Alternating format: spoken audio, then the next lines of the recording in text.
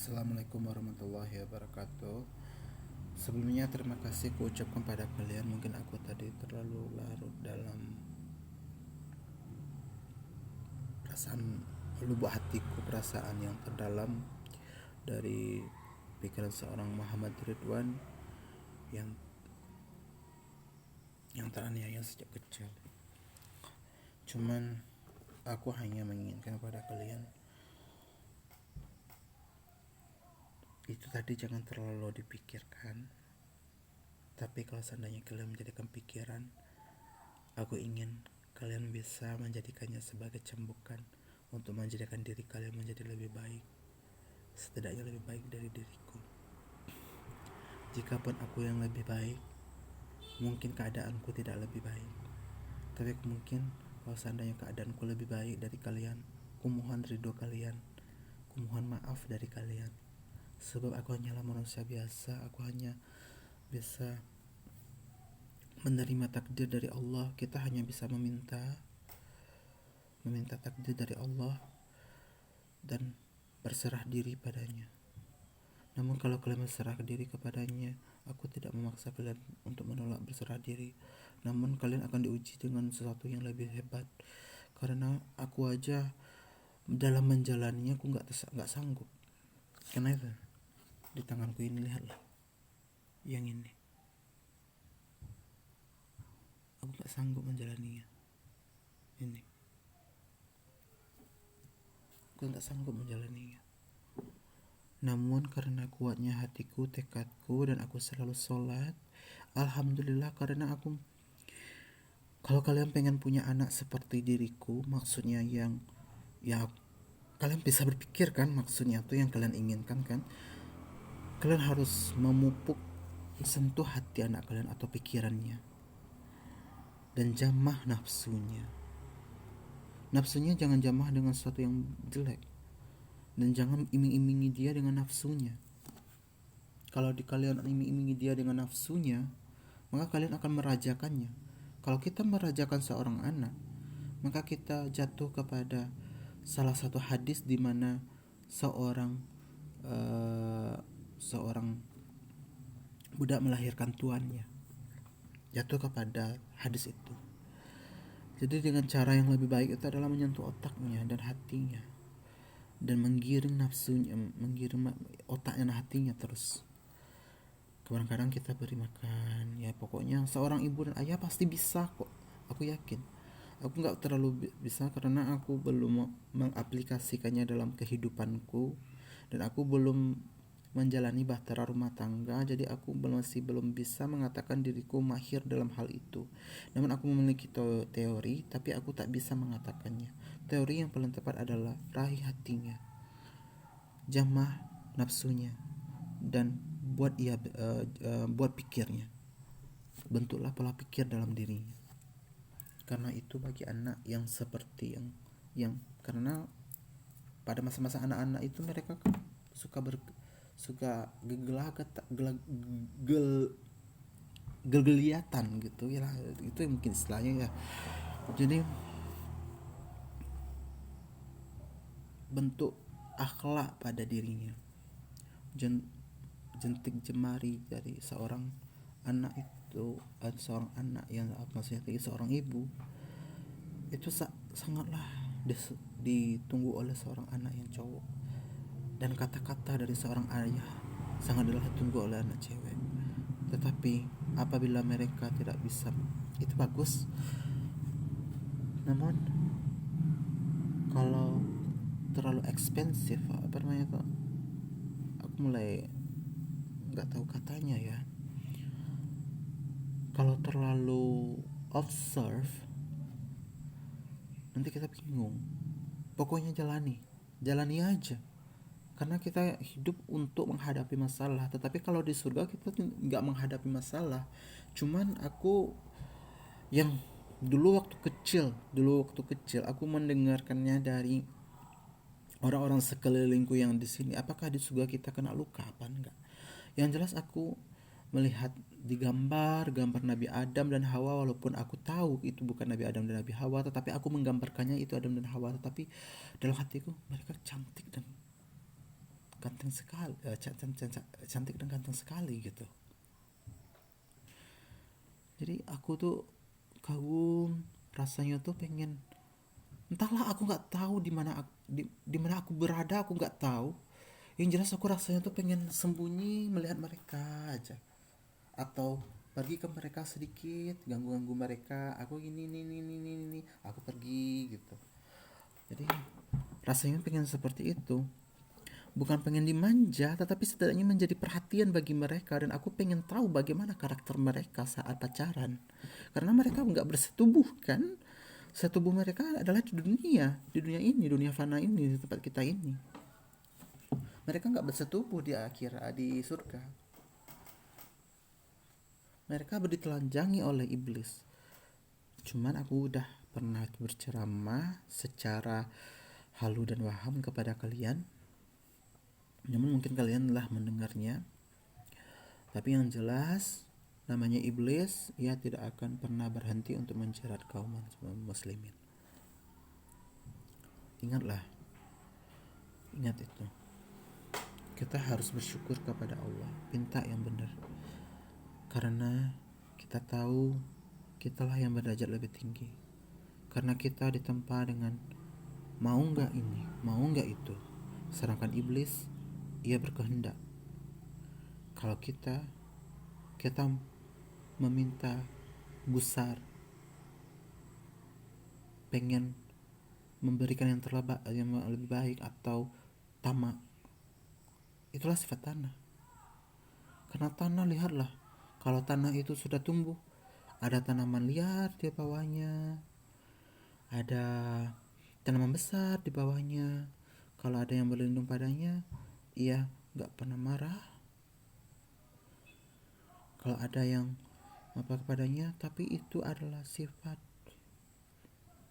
Ternyata di dunia menjadi raja atau ratu ya.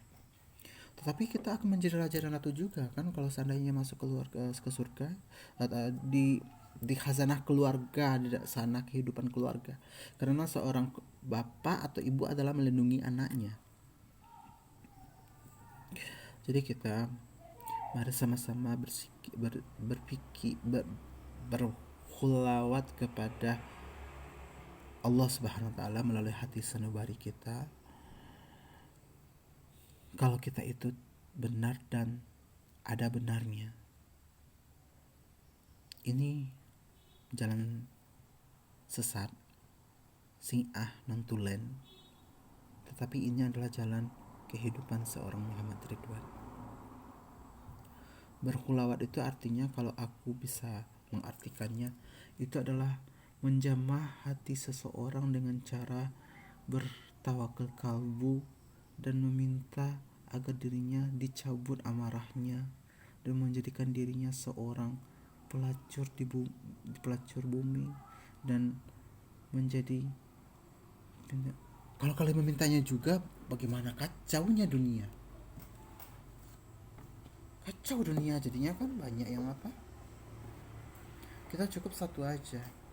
Yang penting kita bahagia. Aku aja, setiap aku berdoa itu digambarkan oleh Allah, selalu terpikir olehku. Aku berusaha, pada akhirnya aku meminta kepada Allah, ya Allah, ya Rahman, ya Rahim, hamba mohon kepadamu ya Allah, berikanlah hamba yang terbaik di dunia, dan berikanlah hamba yang terbaik di akhirat.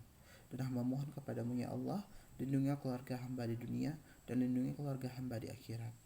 Dan hamba mohon kepadamu ya Allah, bimbing hamba ke jalanmu yang lurus ya Allah, dan jangan kau bujuk hamba ke jalan sesat atau syaitan.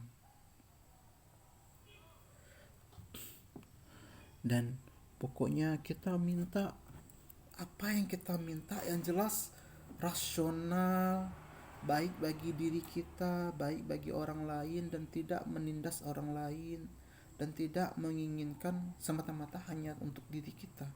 Karena kalau kita meminta hanya untuk diri kita, kita bisa terjerumus ke dalam neraka sakar.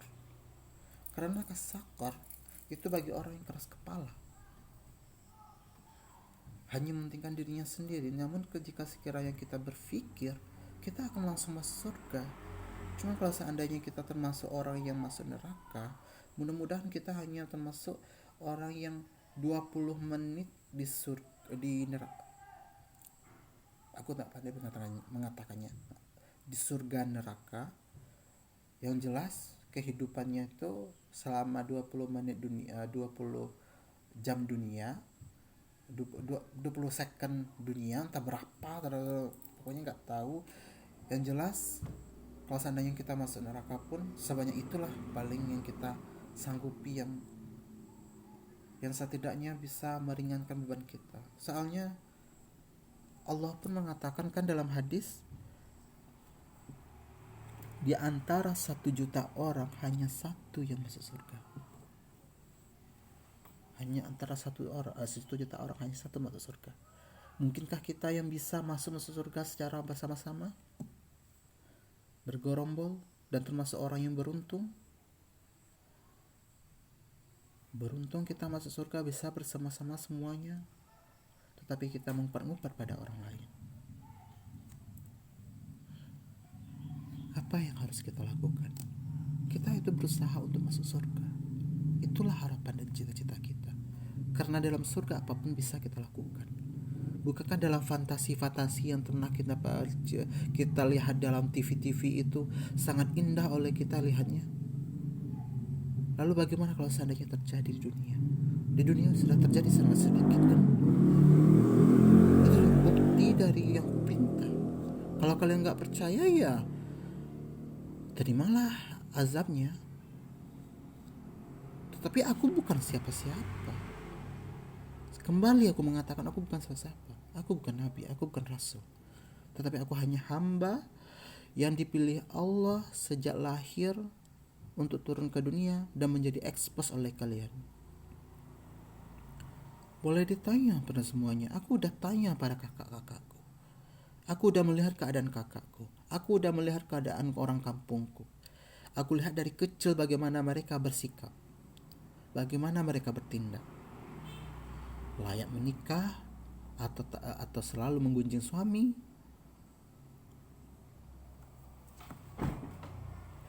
Dan berusaha menerima tetapi gak bisa menerima apapun. Kalau orang yang dekat kepada Allah, ia akan menyerahkannya kepada Allah. Kenapa ia harus begitu? Ia udah dekat kepada Allah, tapi ia tidak bisa menerima. Akhirnya dia nggak mau bilang, soalnya orang itu kejam sekali. Dia melaknatku, mati diperkosa oleh orang lain. Dan melaknat keluargaku, bahkan adikku dikasih paku atau jarum, dan aku selalu berdoa kepada Allah, angkatlah itu ya Allah. Alhamdulillah terangkat. Hanya kalian yang akan menentukan. Hidup kami kalianlah menentukan. Kami hanya berserah. Kami hanya bisa mengatakan, dak niyo. Dak di rumah kau dah. Dak. Wah, dak tahu dah salah tuh. Dak. Oh iya, nya di situ, nya di sitan. Awal tuh ditunjuan orangnya sadonyo, sedangkan awal tulus ikhlas. Apa yang terjadi?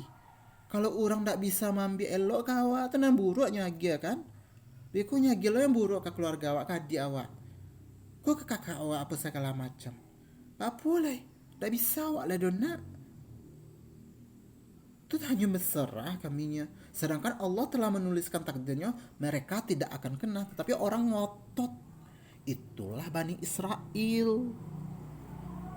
Tanpa masuk kita menjadi orang Bani Israel, disusupi orang Bani Israel, kita telah menjadi Bani Israel. Maukah kita menjadi orang Yahudi?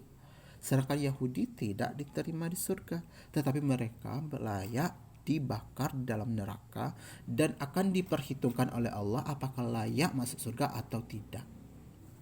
Kalau Nasrani mereka masuk surga, tetapi mereka akan dibakar dulu masuk neraka. Nerakanya yang mana aku gak tahu. Soalnya yang lail untuk yang tidak sholat, yang sakar untuk sekeras kepala. Apakah mereka keras kepala? Mereka menggunakan hati, menggunakan akal. Tapi bagiku mereka jatuh ke jahanam. Tetapi jahanam gak ada yang bisa keluar, satupun orang pun yang bisa keluar dari jahanam. Jadi mereka di neraka mana? Itulah kuasa bumi, kuasa Allah, dan bumilah yang memperhitungkannya. Apakah mereka pernah berbuat baik? Apakah pernah mereka bermanfaat untuk Allah dan bermanfaat untuk Yesus? Yesus itu adalah diri mereka sendiri. Yesus itu kan adalah diri mereka sendiri. Kalau mereka tidak menjesuskan diri mereka, mereka tidak akan bisa. Karena yang berkorban itu diri sendiri. Kalau orang lain berkorban untuk kita, yakinkah kamu seseorang mati hanya untuk dirimu? Kalau kalau aku ketemu, kalau aku menjadi nabi, ada orang yang berkorban kepada aku akan menangis. Dan aku merasa tak pantas menjadi orang. Tetapi kalau seandainya kalian meminta orang lain untuk dijasuskan, apakah kalian merasa layak untuk berada di atas bumi? Sedangkan manusia itu saja tak sanggup untuk menahan deritanya. Tetapi aku bilang, aku layak untuk dijesuskan karena aku yang meminta. Tetapi mau bilang apa lagi, itu adalah kutukan sejak kecil. Aku dikutuk tapi aku gak bisa mengatakannya entah dari mana, entah dari apa segala macam. Tapi yang jelas, aku berjalan di muka bumi ini dengan terpaku mengarah ke depan dan selalu berjalan dengan optimis dan pesimis dan stagis. Dan aku optimis, tapi aku marah itu. Saat aku marah seperti itu, aku memang aku iyakan. Tetapi aku tahu diriku digerakkan. Aku merasa diriku digerakkan, sedangkan aku pengen melihat ke belakang. Jadi aku bilang pada kalian, kalau kalian pengen menjesuskanku, aku rela. Tetapi aku gak rela kalau kalian tidak menjesuskanku dan tidak mencobakan kepadaku. Tetapi kalau seandainya kalian rela, tidak ada yang dijesuskan, aku pun rela. Aku pun ikhlas. Berarti kalian berpikir, berarti kalian orang yang bodoh, laknat, tetapi terpuji di sisi Allah Subhanahu wa taala. Wajarkah kalian masuk neraka atau surga? Apakah kalian akan menunduk atau berapa lama kalian akan di neraka? Tunggulah Yesus yang sebenarnya atau Isa. Ia akan berkorban untuk kalian. Apakah ia akan menjadi seorang suami untuk seseorang yang tidak tahu, yang tidak berarah seperti diriku, atau yang tak tahu seperti diriku, atau aku akan menyerah dengan hidup ini? Tentu aku akan berstruggle, aku harus berstruggle. Tetapi aku memohon, berilah aku uang, setidaknya 100 juta, agar aku bisa bernyanyi. Aku mohon.